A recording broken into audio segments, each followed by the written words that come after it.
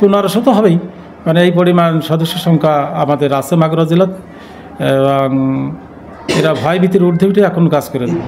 বাংলাদেশ জামাতে ইসলামী অমুসলিম শাখা অমুসলিম বিভাগের মাগুরা জেলা সেক্রেটারি উত্তম কুমার বিশ্বাস। বাংলাদেশ জামাতে ইসলামের এই অমুসলিম কর্মী রয়েছে শুধুমাত্র মাগুরা জেলা শাখাতেই 1500। আসুন আমরা জেনে আসি, শুনে আসি উত্তম কুমার কি বলছেন, কেনই বা তিনি অমুসলিম হয়ে এই জামাত ইসলাম করেন। দাদা, আপনার নাম পরিচয়টা দিয়ে যদি আপনি। উত্তম কুমার বিশ্বাস, মাগুরা পৌরসভা 6 নম্বর ওয়ার্ড, পাটনন্দলি চরপাড়া। 1984 সাল থেকে আমি সরাসরি বাংলাদেশ জামাত ইসলামের সঙ্গে আমি যুক্ত আছি, এবং জামাত ইসলামের সঙ্গে যুক্ত হয়েছি এই কারণেই, এই সংগঠনটি একটি আদর্শিক সংগঠন। এই সংগঠন কোনো সাম্প্রদায়িক সংগঠন নয়।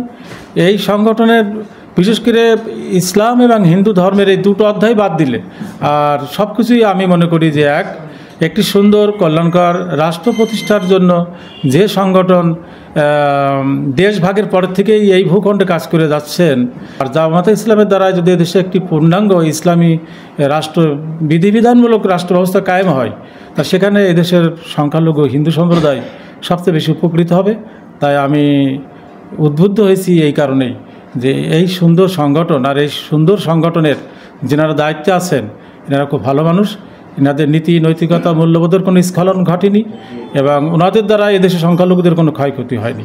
বিশেষ করে নির্বাচন পূর্ব এবং নির্বাচন পরবর্তীকালে যে সকল সহিংসতা এবং বিভিন্ন রকমের ঘটনা ঘটেছে, সংখ্যালঘুদের ব্যবসা প্রতিষ্ঠান দখল করা, লুট করা, চাঁদাবাজি করা, তার সঙ্গেও এই সংগঠনের কোনো সম্পৃক্ততা আমরা পাইনি। বরং বহু ক্ষেত্রে বহু জায়গায় রাত্রি জেগে এই সংগঠনের কর্মীরা নেতারা মন্দির, বিশেষ করে সংখ্যালঘুদের উপাসনালয় পাহারা দিয়েছেন, রক্ষা করেছেন। হিন্দু সম্প্রদায়ের মানে ধন সম্পদ, তাদের জীবনও রক্ষা। আমি মনে করি যে এই সংগঠন দ্বারাই সম্ভব একটি সুন্দর এবং কল্যাণকর রাষ্ট্র প্রতিষ্ঠা করা, এবং সেই রাষ্ট্রে বসবাসকারী সকল ধর্মের, বর্ণের, গোত্রের লোকের শান্তি এবং তাদের জীবন, তাদের ধর্ম সব কিছুই মানে নির্বিঘ্নে পালন করা সম্ভব। এটা আমার নিজের উপলব্ধিতে এসেছে।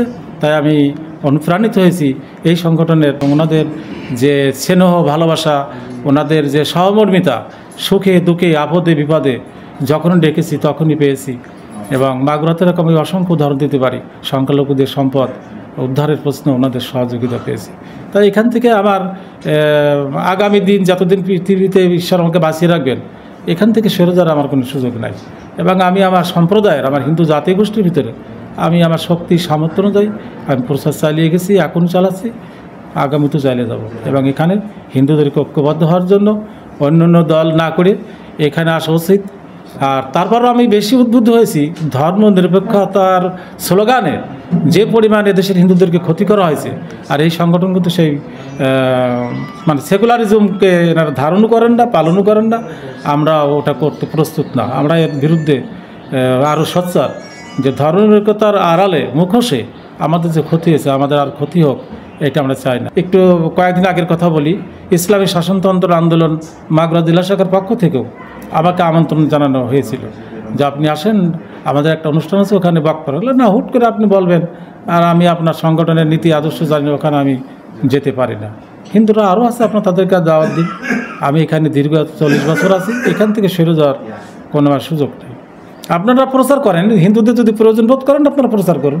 সংখ্যালঘুদের ভিতরে আপনাদের যদি কোনো সেল থাকে সেখানে আপনারা যান, প্রচার করুন। যদি পারেন উদ্বুদ্ধ করতে পারেন। আমি তো সব হিন্দু একা দায়িত্ব নিয়ে বসে নেই। আপনারা সেখান থেকে কর্মী সংগ্রহ করুন, বা নেতা যদি চান নেতা সেখান থেকে তৈরি করুন, নিয়ে আসুন। আমি এখানে আছি, আমার এখান থেকে যাওয়ার কোনো সুযোগ নাই। আমি মনে করি যে বাংলাদেশ জামাত ইসলাম ব্যক্তিগত কোনো সংগঠন নয়, আর ধর্মনিরপেক্ষতা তো প্রশ্নই ওঠে না। এখানে যারা আছেন দায়িত্বে, এনারা সবাই পরীক্ষার মাধ্যমে এখানে এসেছেন, এবং প্রত্যেকটা ব্যক্তি আমার কাছে মনে হয়েছে এরা আলামিন, এবং এনাদের দ্বারাই এদেশের শুধু সংখ্যালঘু নয়, এদেশের প্রত্যেকটা বিষয়, এমনকি সম্পদ, প্রাকৃতিক সম্পদ, ভূ সম্পদ, যাই বলেন না কেন, সবই আমার কাছে মনে হয় নিরাপদ এবং সুরক্ষিত। শুধু বাংলাদেশ জামাত ইসলামের সঙ্গে আমি দীর্ঘ 40 বছর আছি। যদি আমি আমার পরীক্ষায় উত্তীর্ণ হই, তাই এ দেশ বিনির্মাণে সংখ্যালঘুরা তাদের মননশীলতা, তাদের অর্থ, তাদের শ্রম দিয়ে এদেশকে সুদলা সুফলা সুষ্ঠু সাম্রাজ্য গড়ে তুলতে চাই, যা পৃথিবীতে একটি অনুকরণীয় দৃষ্টান্তে থাকবে যে জামাত ইসলামের মাধ্যমে একটি সুন্দর রাষ্ট্র প্রতিষ্ঠিত এবং সেই রাষ্ট্রটির নাম বাংলাদেশ। এবং সেখানে একটি পাখি থেকে শুরু করে একটা মানে অন্য প্রাণী পর্যন্ত মানে ক্ষতিগ্রস্ত হয়নি বা হবে না। তা আগামী দিনের এই সুন্দর রাষ্ট্র বিনির্মাণে আমি আমার জীবনের শেষ রক্তবিন্দু উৎসর্গ করতে আমি প্রস্তুত আছি। 1500 হবেই, মানে এই পরিমাণ সদস্য সংখ্যা আমাদের আছে মাগুরা জেলাতে, এবং এরা ভয়ভীতির ঊর্ধ্বে উঠে